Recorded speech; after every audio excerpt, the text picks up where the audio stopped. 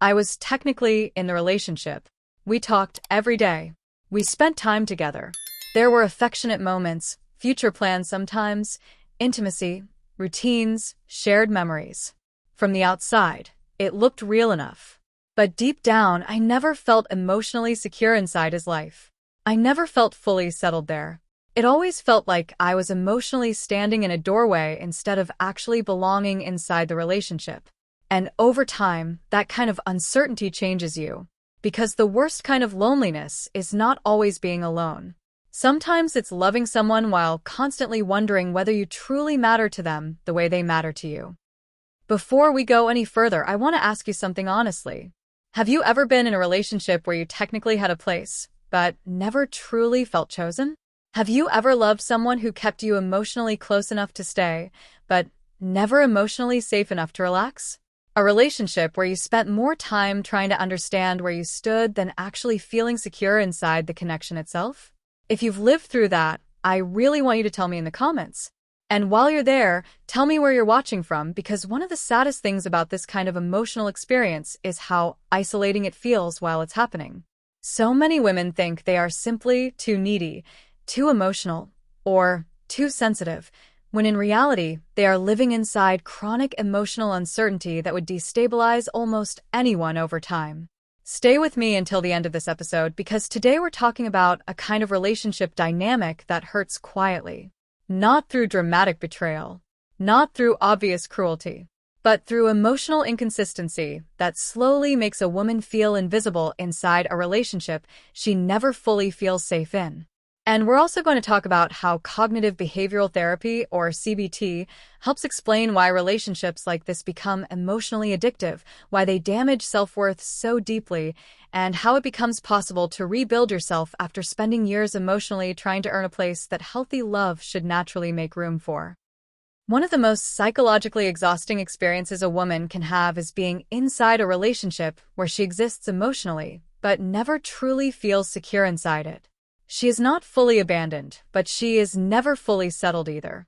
The relationship continues, but something inside her never relaxes. She never fully feels chosen, never fully feels integrated into the other person's emotional world. And that kind of uncertainty slowly becomes emotionally corrosive. From the outside, people may even think the relationship looks normal. They spend time together. They text every day. There are affectionate moments, conversations, intimacy, plans for the future sometimes. But emotionally, the woman keeps feeling like she is standing on unstable ground. She starts living in a state of constant emotional interpretation, trying to figure out whether she still matters, whether she is still emotionally important, whether she still has a real place in the other person's life. Over time, this creates enormous anxiety. She starts monitoring things she never used to monitor. The speed of responses, small changes in tone, emotional distance, tiny signs of warmth, tiny signs of withdrawal. And eventually the relationship stops feeling emotionally safe and starts feeling emotionally evaluative, like she is constantly being unconsciously tested for whether she still deserves space there. This is where cognitive behavioral therapy becomes incredibly powerful in helping explain what's happening internally. Because many women who remain inside these dynamics are not simply too attached. Often, the relationship activates deep beliefs that already existed long before the relationship began. Beliefs like, I'm not fully lovable. People eventually leave. I have to work hard to deserve love. If I ask for too much, I'll lose people. These beliefs are what CBT identifies as core beliefs or schemas, and once they become activated, they begin shaping how the woman interprets everything happening in the relationship. Instead of looking at the inconsistency and thinking, this person struggles with emotional availability, she starts thinking, what's wrong with me that I never feel fully chosen? That question slowly starts damaging her self-worth, because now the relationship is no longer only about love. It becomes about value. Every moment of closeness feels validating. Every moment of distance feels rejecting. And the nervous system becomes trapped trying to maintain emotional security that never fully stabilizes. That's why relationships like this become psychologically consuming. Not necessarily because the love is deeper, but because uncertainty creates hypervigilance, and hypervigilance creates obsession. The brain keeps trying to solve the emotional unpredictability. The woman starts believing that if she can just become understanding enough, calm enough, lovable enough, patient enough, then eventually she will finally feel secure. But healthy love is not supposed to feel like an endless audition. You are not supposed to spend years emotionally performing for reassurance, priority, or belonging. And yet so many women quietly live exactly like that without realizing how deeply it is affecting them psychologically. Today I want to talk about that kind of loneliness. The loneliness of existing inside a relationship while never fully feeling emotionally safe there. The loneliness of constantly trying to earn space instead of naturally having it. Sophia had been with Ethan for almost 4 years, and technically, yes, they were together. That's what made everything so confusing. There were dinners together, trips sometimes, affectionate moments, conversations about the future every now and then. There were periods where Ethan seemed emotionally invested and deeply connected to her. From the outside, the relationship looked stable enough. But inside it, Sophia constantly felt emotionally unsettled.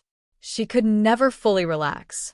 There was always this underlying feeling that she was emotionally visiting his life instead of actually belonging inside it. Ethan wasn't openly cruel, and that made it harder for Sophia to trust her discomfort.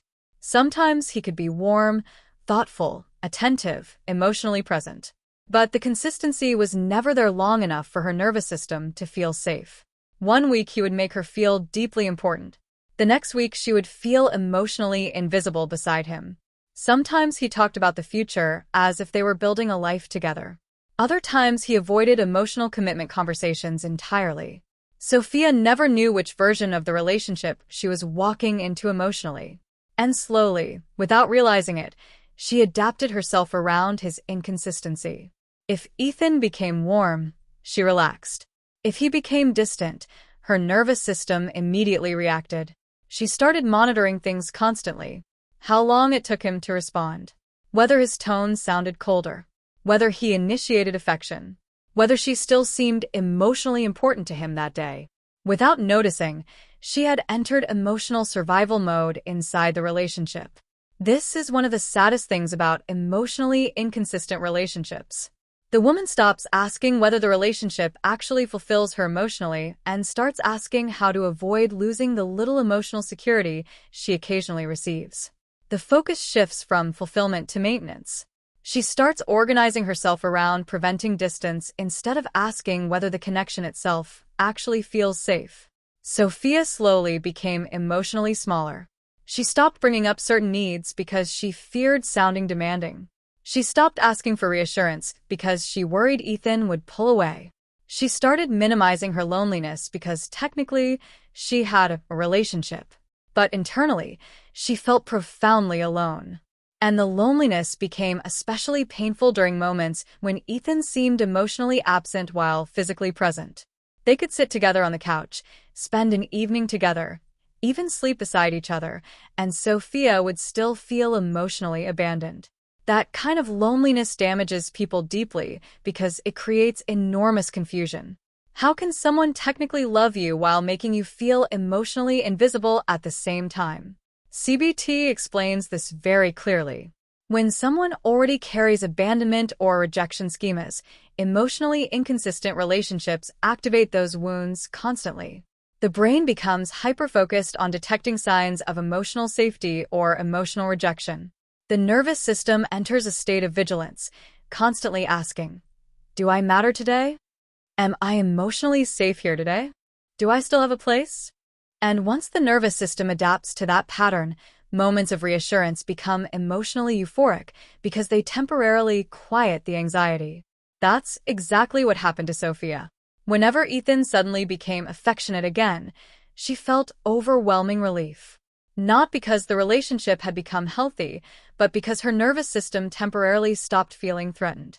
Over time, she confused relief with love, and that confusion kept her trapped much longer than she realized.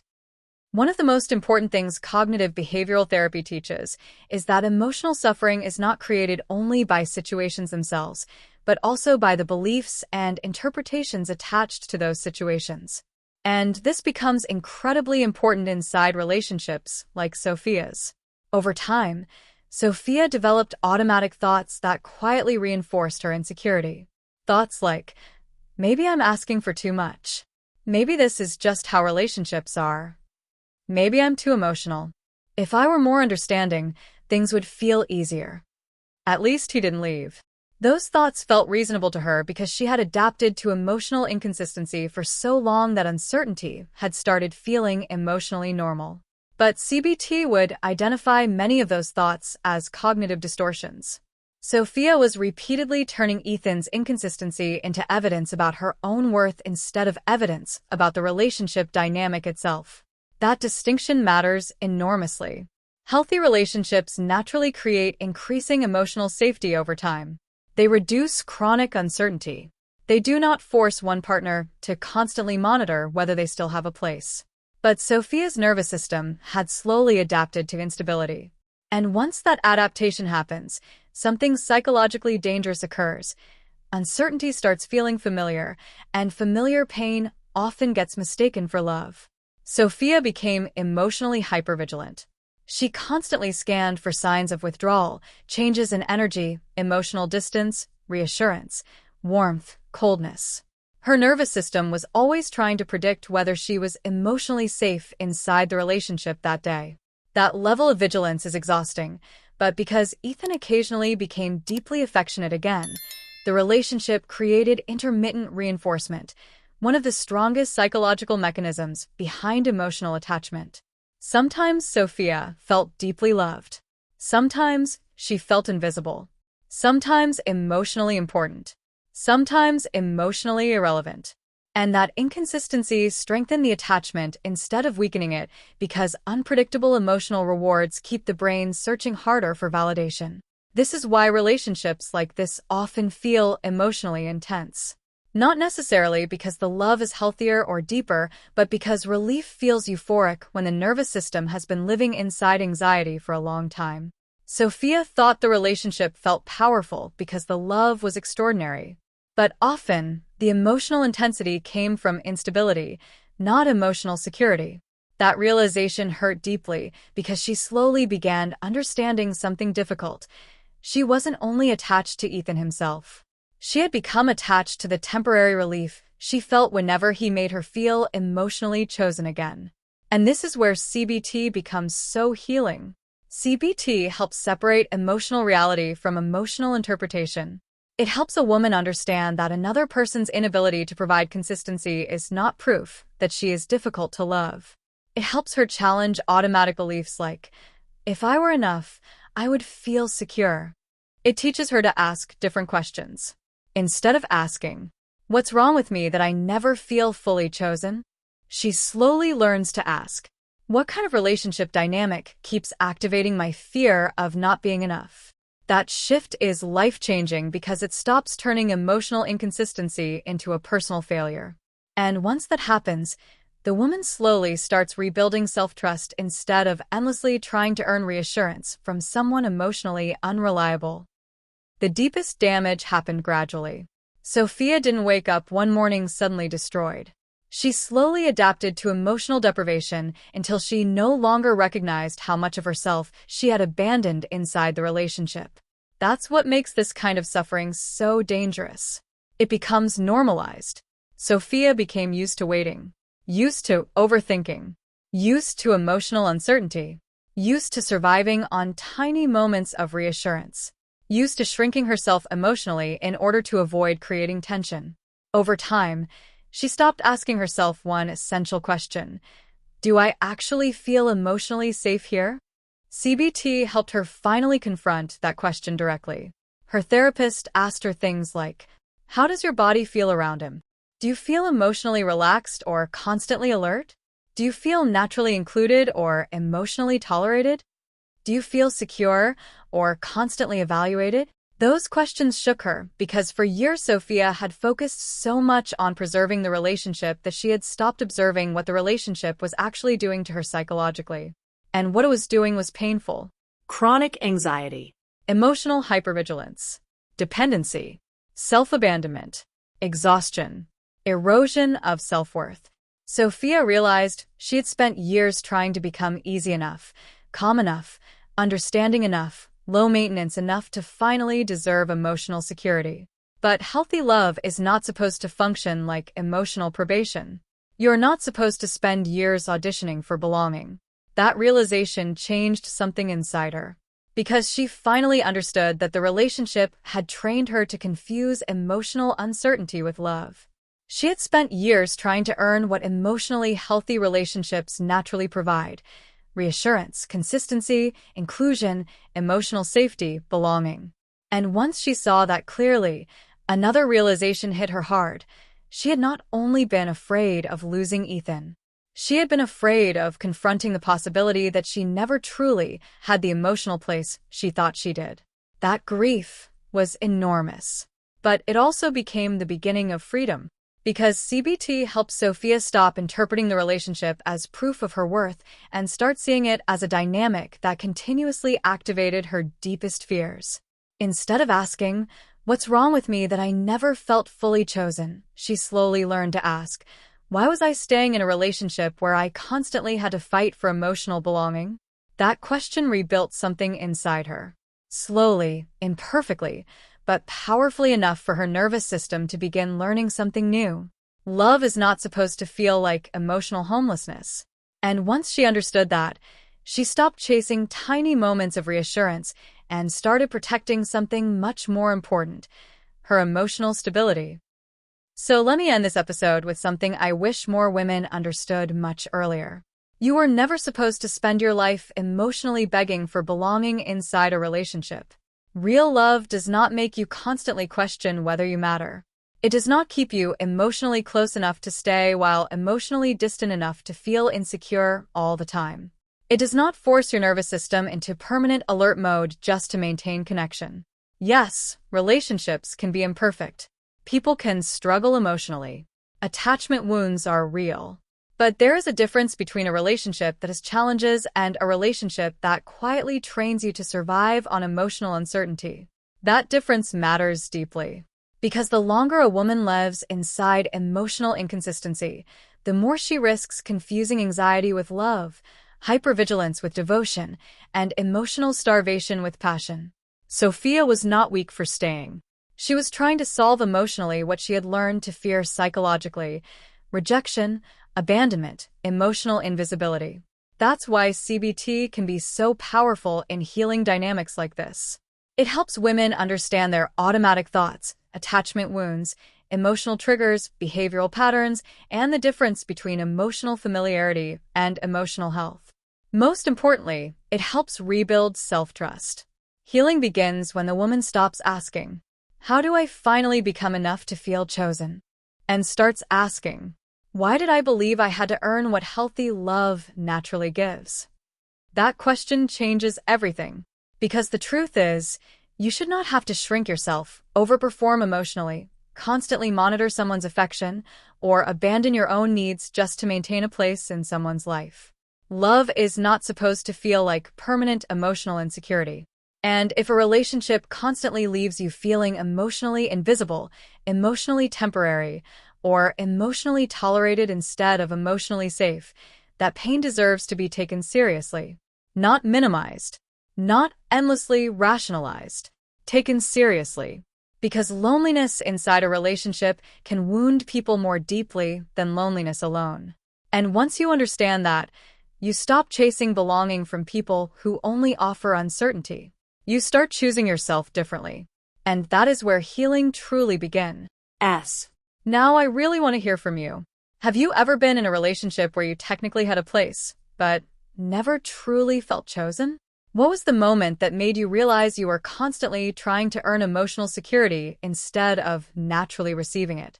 Did you notice yourself becoming hypervigilant, emotionally smaller, constantly monitoring the relationship to feel safe? Tell me your story in the comments, because so many women are silently living through this exact kind of emotional loneliness while blaming themselves for being too sensitive or too needy. And if this episode spoke to you, like the video, share it with someone who needs to hear this conversation, and subscribe to the channel so you don't miss the next episode. Because sometimes healing begins the moment a woman finally understands she was never asking for too much. She was simply trying to survive inside a relationship that never truly made room for her emotionally.